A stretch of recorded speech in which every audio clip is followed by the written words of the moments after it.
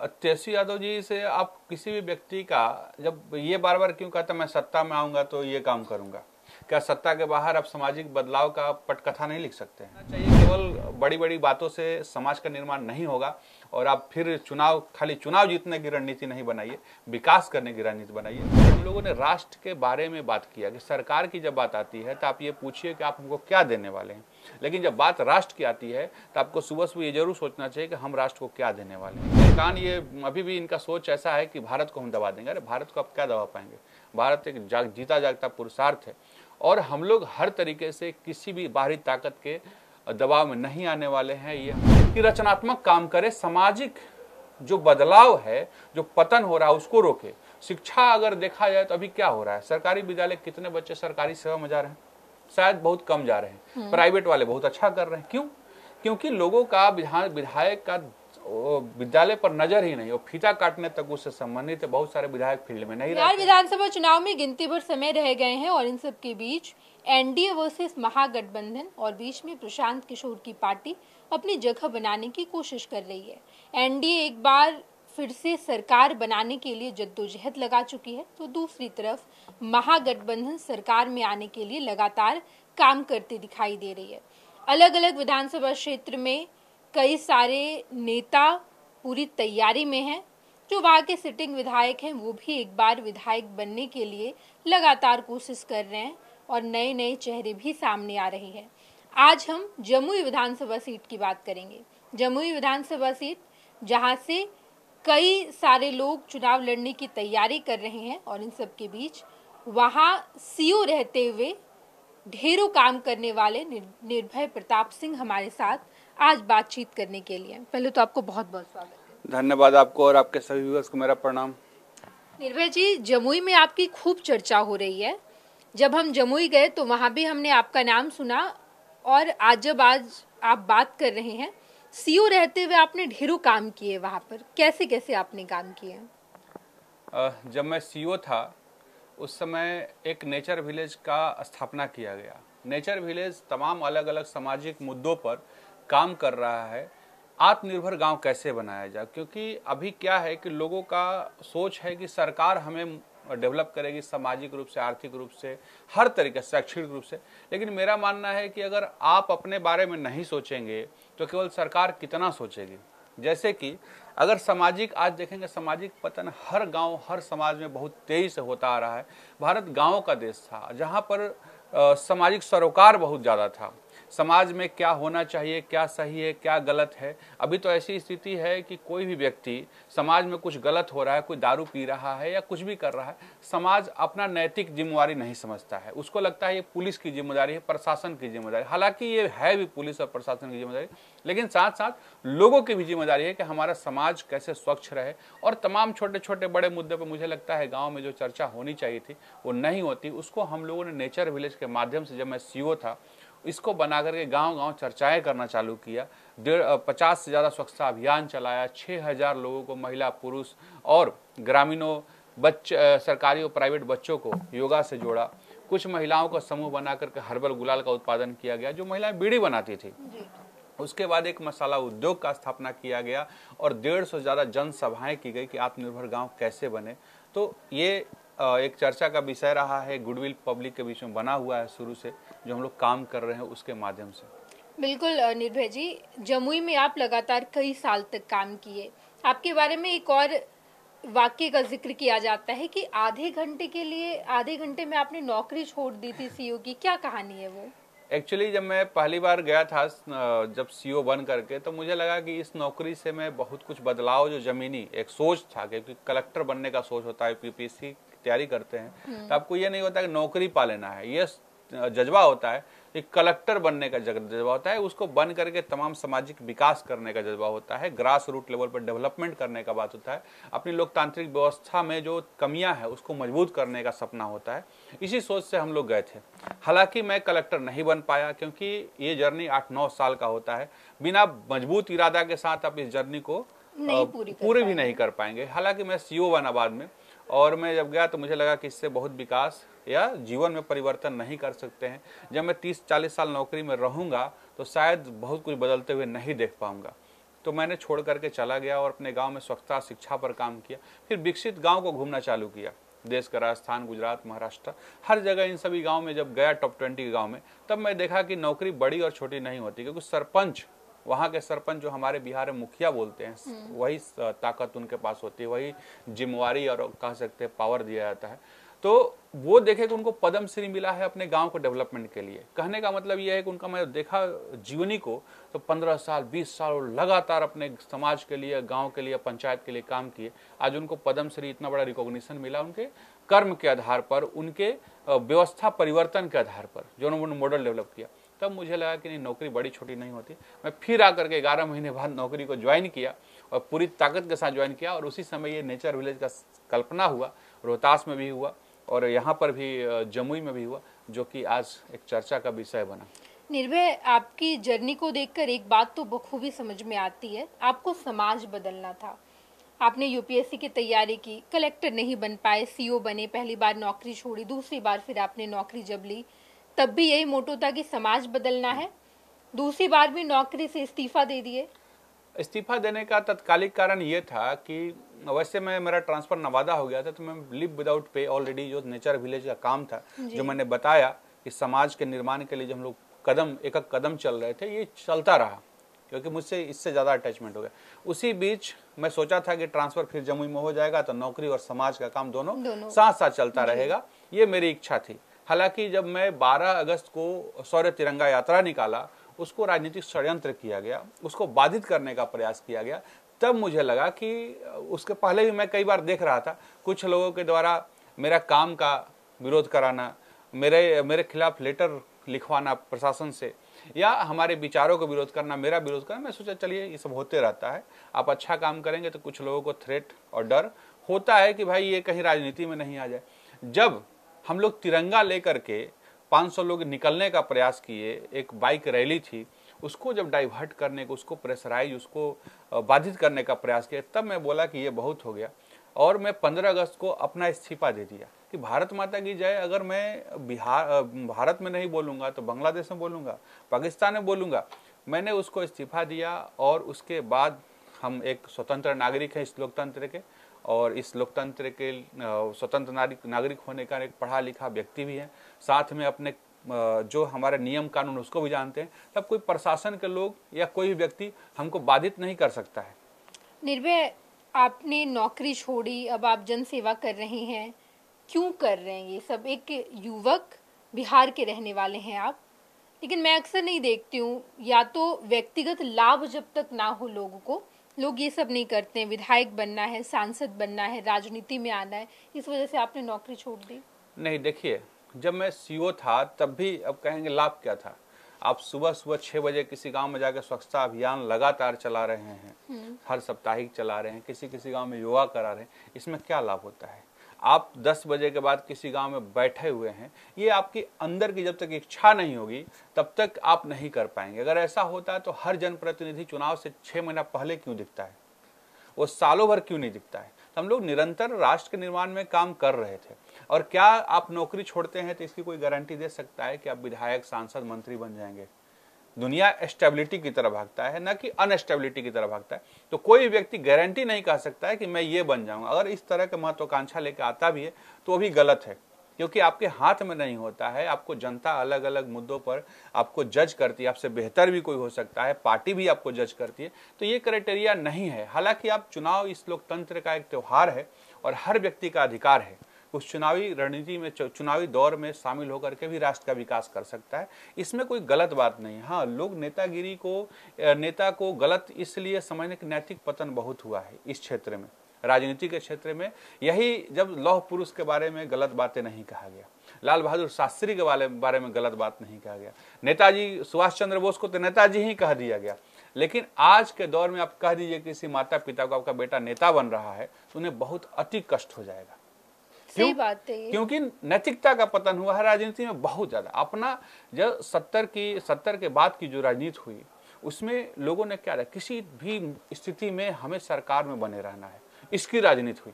फिर जाति को लाया गया, जात के आधार पर राजनीति हुई। तमाम फिर जो गुंडे बदमाश थे वो लगा कि इनके लिए हम जब बूथ लूटते हैं तो अपने लिए हम क्यों ना खुद के लिए बूथ लूटे, वो बने।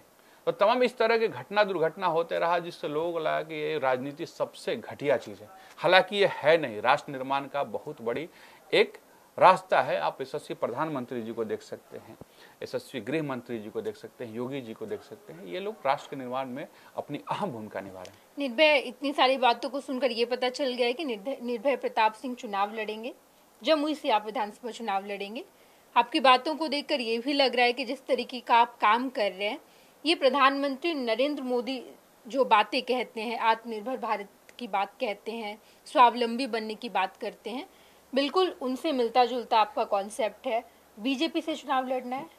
हम बीजेपी पार्टी से हम जुड़े हुए हैं, और देखिए हम लोग तो ये कह सकते हैं कि हम लोग यशस्वी प्रधानमंत्री जी के विचारों का प्रोडक्ट हैं, क्योंकि जब उनकी शुरुआत हुई तब हम लोग यूपीएससी का जर्नी हम लोग का जारी हुआ, लोक सेवा आयोग का जो हम लोग तैयारी करते थे तब उनकी बातों से बहुत प्रभाव किया, हर युवा प्रभावित हुआ। Vocal for local, one district one product, इस तरह के जो डेमोक्रेटिक बातें की उन्होंने, कि जन भागीदारी, अपने गांव में आप स्वच्छता अभियान जो चलाए, आप देखे होंगे कि बहुत इसका भी बहुत बड़ा मैसेज गया। इन सभी चीज़ों से हम लोग वही हमारे, आप देखेंगे सीओ के कार्यकाल में भी, जब मैं अभी 2 महीना पहले तक इन्हीं कामों को मैं आगे बढ़ाता रहा, है ना। तो ये था कि नौकरी के साथ, नौकरी के बाद करना तो मुझे ये समाज सेवा ही है। उनके विचारों से हम लोग बहुत प्रभावित हैं।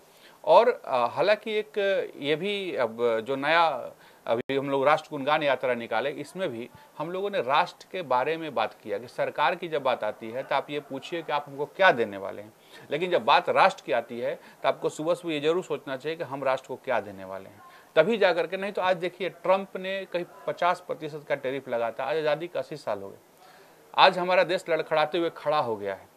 फिर भी इनको ये संदेश, इनके कान, ये अभी भी इनका सोच ऐसा है कि भारत को हम दबा देंगे। अरे भारत को आप क्या दबा पाएंगे? भारत एक जीता जागता पुरुषार्थ है, और हम लोग हर तरीके से किसी भी बाहरी ताकत के दबाव में नहीं आने वाले हैं। ये हम लोग कई अपने पॉलिसीज के द्वारा और निर्णय के द्वारा भारत सरकार और भारत के लोगों ने दिया है। तो अब जरूरत है कि हम लोग इस अपने राष्ट्र को मजबूत करें। आपको चुनाव लड़ना है, जमुई से आप चुनाव लड़ेंगे, बीजेपी के टिकट पर चुनाव लड़ेंगे, आपकी बातों से ये साफ तौर पर प्रतीत हो रहा है। CSC सिंह वहाँ के विधायक हैं, उनके रहते हुए बीजेपी आपको क्यों टिकट देगी?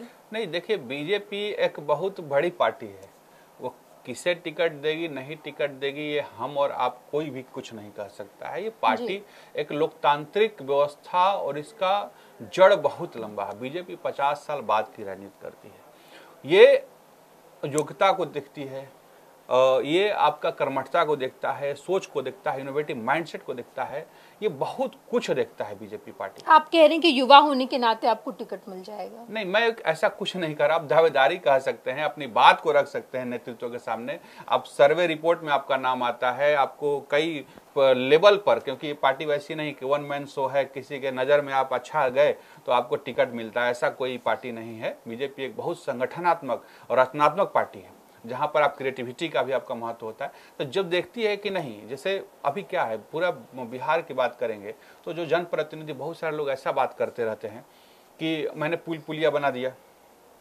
मैं ये कर दिया, ये सब सरकार का काम है, ये सब आपका काम नहीं है। आपको पुल बनाने के लिए दिया गया, तो आप मिसाइल नहीं बना देंगे।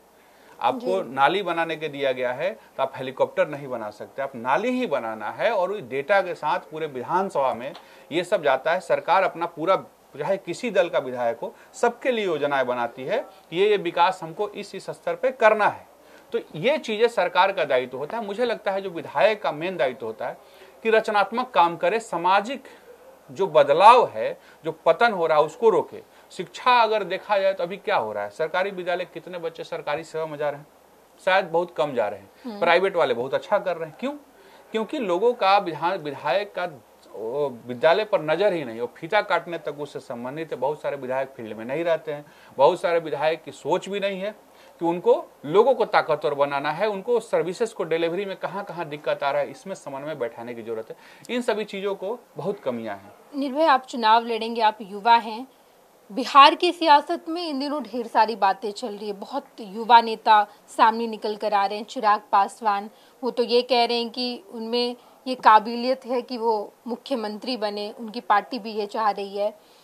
क्या सोचते हैं आप चिराग पासवान के बारे में? अच्छा व्यक्ति हैं, स्ट्रगल भी जब उनको आया तो उन्होंने जो एक लीडरशिप का रोल होना चाहिए कि विपरीत परिस्थिति में भी टिके रहिए और संघर्ष कीजिए, तो संघर्ष का उन्होंने दिखाया कि उनमें एक लीडरशिप कैपेबिलिटी है और काफ़ी अच्छा उन्होंने फिर से अपनी पार्टी को इस लेवल पर ला खड़ा किया है और राष्ट्रीय केंद्रीय मंत्री हैं, तो बहुत बड़ी बात है, बिहार की ताकत है वो। तेजस्वी यादव भी युवा हैं, वो कहते कि हम बिहार बदलेंगे, दवाई कमाई इन तमाम चीज़ों की बात करते हैं, तो क्या सोच रहे हैं तेजस्वी यादव कर पाएंगे ये सब? तेजस्वी यादव जी ठीक है, मतलब एक प्रयास कर रहे हैं और इस लोकतंत्र में सबका स्वागत भी होना चाहिए और अपने जितना योग्यता है, क्षमता है, वो अपना प्रयास कर रहे हैं। इस डेमोक्रेसी, इस लोकतंत्र का एक शोभा है। लेकिन मुझे लगता है कि जो भारतीय जनता पार्टी का जो ताकत है, जो सोच है, वो बहुत ही ज़्यादा वन मैन आर्मी वाली नहीं है। इसमें बहुत बॉटम टू टॉप है और तेजस्वी जी का आप देखेंगे तो टॉप टू बॉटम है। मतलब एक व्यक्ति निर्णय लेता है, हर व्यक्ति को उस निर्णय को आदर्श मान करके फॉलो करना है। यहाँ पर होता है कि मंडल अध्यक्ष होता है, बूथ अध्यक्ष होता है, चीज़ें नीचे से जाती हैं। पॉलिसी क्या बनेगा ये नीचे के लोग डिसाइड अपने फीडबैक से देते हैं, भले पॉलिसी ऊपर बन रहा हो, लेकिन वहाँ पर क्या करना है, आपको कैसे क्या बोलना है, ये ऊपर से नीचे आता है। तो दोनों में बहुत अंतर है। लोकतंत्र का असली शोभा बॉटम टू टॉप में है। निर्भय, तेजस्वी यादव ये भी कहते हैं कि हम युवाओं को साथ लेकर आगे बढ़ रहे हैं। बीजेपी ऐसी पार्टी है जो पुराने लोगों को लेकर आगे बढ़ते हैं। अभी अभी आप पार्टी में देखेंगे कि पुराने लोग बहुत ज़्यादा हैं, युवाओं को कम जगह मिल रही है, लेकिन तेजस्वी कह रहे हैं कि हम युवाओं को आगे लेकर बढ़ रहे हैं। तेजस्वी यादव जी से आप किसी भी व्यक्ति का, जब ये बार बार क्यों कहता मैं सत्ता में आऊँगा तो ये काम करूँगा, क्या सत्ता के बाहर आप सामाजिक बदलाव का पटकथा नहीं लिख सकते हैं? इतना बड़ा संगठन होता है तो लोग केवल ये नहीं बोलना चाहिए। से लोग बिहार में या कहीं भी राजनीति में उनकी मापदंड ये होनी चाहिए कि आप जब सत्ता के बाहर थे तब क्या केवल विरोध में आप थे सरकार की? ठीक है, विपक्ष की रणनीति होती होना चाहिए, लेकिन उसके बाद अब सामाजिक बदलाव के लिए क्या क्या काम किए, उसके हर चीज के लिए रिसोर्सेस, ताकत और पावर की जरूरत नहीं है। हम लोग तो कोई पावर में नहीं रहे, सीओ रहे तो भी रचनात्मक काम करने का, छोटा छोटा स्टेप लेने के लिए गांव को समृद्ध बनाने का प्रयास करते रहे। क्या आप ये नहीं कर सकते थे? इतनी बड़ी संगठन क्या कृषि में बदलाव के लिए कोई पहल नहीं कर सकती है? क्या योजना बना के ही कर सकते हैं क्या? आज किसानों को समझाने की जरूरत है, योजना से ज्यादा समझाने की जरूरत है कि धान गेहूं की खेती से निकल के और भी कुछ कर सकते हैं। ये भी तो आप बैठक कर सकते हैं। तो इस तरह के मापदंड होना चाहिए। केवल बड़ी बड़ी बातों से समाज का निर्माण नहीं होगा और आप फिर खाली चुनाव जीतने की रणनीति नहीं बनाइए, विकास करने की रणनीति बनाइए। रणनीति होनी चाहिए किसी पार्टी का, और वो मुझे नहीं लगता है कि इनके कार्यकाल में, आप जब तक विपक्ष में है, कुछ देखा होगा आपने। आप रणनीति और रचनात्मक विकास की बात कर रहे हैं। प्रशांत किशोर तो यही कह रहे हैं कि अच्छी रणनीति से बिहार को बदला जाएगा, अच्छा कॉन्सेप्ट लाया जाएगा। आप जो कह रहे हैं वो बात तो प्रशांत किशोर भी कहते हैं। देखिए, प्रशांत किशोर जी का अगर देखा जाएगा पूरा स्ट्रक्चर, अगर आप देखेंगे तो उनके पार्टी में बहुत अभी लोकतांत्रिक व्यवस्था की कमी खुद है। वो डेमोक्रेसी के शोभा बनने की चाहत तो रखते हैं, लेकिन डेमोक्रेटिक उनका ना अंदाज है ना बात है, बहुत एग्रेसिव अंदाज है। और अपने पार्टी में वन मैन आर्मी है, वन मैन शो कह सकते हैं, वन मैन आर्मी कह सकते हैं। कोई पद नहीं लिया है उन्होंने पार्टी में। उससे क्या होता है, गॉडफादर हैं अपने पार्टी के, यही कह सकते हैं, है ना। सब सर्वे सर्वा वही है, बाकी सब। वो तो कह रही है बिहार की पार्टी है, बिहार के लोगों को साथ लेकर चलेंगे। उनके पार्टी में नीचे से वही बात फिर आती है कि बॉटम टू टॉप है कि टॉप टू बॉटम है। डेमोक्रेसी की फीडबैक कहाँ से आना चाहिए, लोगों की जरूरतें क्या है, आपके नीचे के कार्यकर्ता। फीडबैक की आप बात करें, 3 साल तक उन्होंने बिहार घूमा, फीडबैक लिया, उसी के आधार पर पार्टी का निर्माण तो लोग उनको जान रहा है, घूम रहे हैं इसीलिए तो लोग उनको जान रहा है, प्रशांत किशोर जी हैं ये। लेकिन जब बात आता है कि वोट की, जब बात आता है राजनीति की, तो आपके साथ किस तरह के व्यक्तित्व के लोग जुड़े हैं, आपका बूथ पर, आपके मंडल पे, आपके जिला में आपके कैंडिडेट की क्या ताकत है, कितने वो योग्य हैं, इसका भी तो लोग मापदंड देखता है। वो आपको देख के वोट तो नहीं ना करेगा। आज जरूरत है ऐसे युवा की जो समझदार हो, जो नीति को बना सके। लेजिस्लेचर का मतलब होता है नीति बनाना। अभी बिहार में बहुत कम ऐसे लीडर हैं जो सही में इनपुट देते हैं लेजिस्लेटिव का काम में, अपना एज ए लेजिस्लेचर वो काम करते हैं, बहुत कम है। वो आते हैं, बैठते हैं, चले जाते हैं, डिबेट में शांति से बैठे, ना फीडबैक देना है ना कुछ देना। तो आप ऐसे लोगों को उसमें लाइए, और ऐसे लोग हम तो देख रहे हैं उनका कैंडिडेट बहुत सारा, ऐसी कोई क्षमता वाले कैंडिडेट नहीं ला पा रहे हैं। निर्भय, आप बात तो बहुत बड़ी बड़ी कह रहे हैं, लेकिन जमुई में क्या विकास कीजिएगा, क्या आपको संभावनाएं लगती है? सबसे पहला चीज है शिक्षा। शिक्षा रीढ़ की हड्डी है, उसको मजबूत करने की आवश्यकता है। शिक्षक हैं, बच्चे हैं, माता पिता, तीनों को समन्वय बनाने की कोशिश कीजिए। आप भी जाकर के कहीं से गुजर रहे हैं किसी विद्यालय से, 10 मिनट विद्यालय में घुस जाइए, 5 मिनट 5वीं क्लास को बच्चा को पढ़ा सकते हैं, जो कोई कर सकता है। नहीं पढ़ा सकते हैं, इतनी भी क्षमता नहीं, पूछ सकते हैं ना गांव में जाकर के, विद्यालय में विधायक होने के नाते बेटा क्या पढ़ाई किया 1 महीने में, कुछ भी तो पूछ सकते हैं। इससे एक बहुत बड़ा संदेश जाता है। इतना टाइम होता है विधायक? एकदम होता है। ऐसा कोई विधायक को मैंने देखा। प्रधानमंत्री जी को इतना समय है कि लोगों से इंटरेक्ट करते रहते हैं, आपको समय ही नहीं है तो आप बने किस लिए हैं? जब शिक्षा हमारा देश के सबसे बड़ा मजबूत कड़ी है जो चीजों को बदल सकती है, एजुकेटेड माइंड ह्यूमन रिसोर्स को बनाने में सबसे बड़ा, या तो ह्यूमन लाइबिलिटी बना दीजिए, बोझ बना दीजिए, या उसको संसाधन बना दीजिए, तो सबसे बड़ा शिक्षा का है। उसको भी आप नहीं देख पा रहे हैं तो भाई काहे के बनेगा? अपना घर, इतना समय नहीं तो घर में फिर तो घर के लोगों के लिए समय नहीं होगा, घर में बैठ जाइए। सबसे इम्पोर्टेंट वो है, आपको विधायक बनने की जरूरत नहीं है। दूसरा होता है कृषि। आज कृषि हमारा देश का जो रीढ़ की हड्डी है, देखिए साइड होते चला जा रहा है। जय जवान जय किसान की नारा को अब धीरे धीरे आप, इसको रिलेवेंस ही खत्म हो रहा है, क्योंकि उनका कंट्रीब्यूशन जीडीपी में भी कम है, उनका कंट्रीब्यूशन, उनकी आवाज भी कम है। इसको बढ़ाने की जरूरत है। जो कैश क्रॉप है इसको लाइए, मेडिसिनल प्लांटेशन को लाइए। आज भी इंडिया पूरा विश्व का ताकत बन सकता है इन सभी खेती को, तरीका को बदल के। धान गेहूं जो हमारा ग्रीन रेवोल्यूशन आया उसी को हम चला रहे हैं। धान गेहूं मतलब पता है चावल और गेहूं तक ही सीमित है, उसको आगे बढ़ाने की जरूरत है। उसको आयुर्वेद की तरफ ले जाइए, उस तरह की खेती कीजिए, और बहुत पोटेंशियल है। इसलिए मैं ऐसी बातें कर रहा हूँ, इसकी जरूरत है। इस तरह की राजनीति होनी चाहिए, न कि केवल पार्टीगत आरोप प्रत्यारोप का।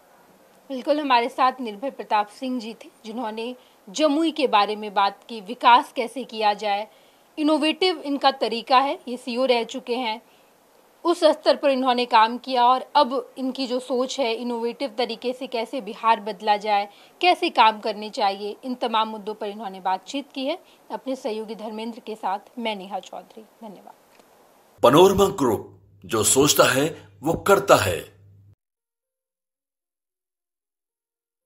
ये लो मुंह मीठा करो, आज मैंने अपना जॉब छोड़ दिया, अब हम पूर्णिया वापस जाएंगे। जॉब छोड़ दिया है? मतलब ये घर कैसे चलेगा? हम करेंगे क्या? और माँ बाबूजी क्या बोलेंगे?